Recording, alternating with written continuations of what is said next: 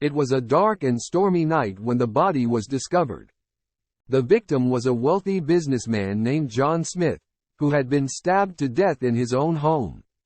The police were called to the scene, and they quickly realized that this was no ordinary murder.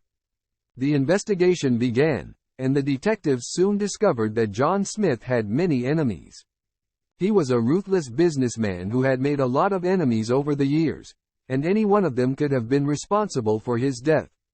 As the investigation continued, the detectives uncovered a web of lies and deceit.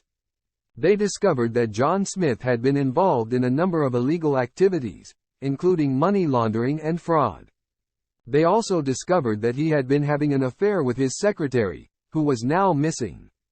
The detectives were determined to solve the case, but they were running out of leads.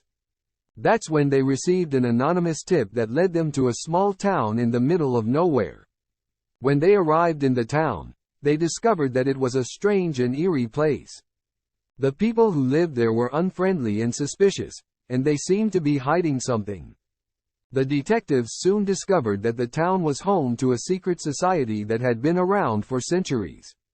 The society was made up of powerful and influential people who had their own agenda, and they were willing to do whatever it took to protect their secrets. As the detectives delved deeper into the mystery, they realized that they were in over their heads. They were up against a powerful and dangerous enemy, and they weren't sure if they would make it out alive. But they were determined to solve the case and bring the killer to justice.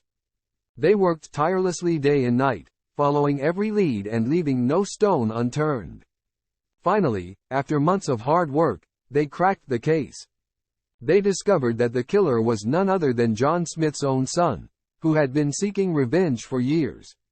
The detectives arrested the killer and brought him to justice. The town returned to its normal state, and the people who lived there went back to their daily lives. But the detectives knew that they would never forget the strange and eerie town, or the mystery that they had solved.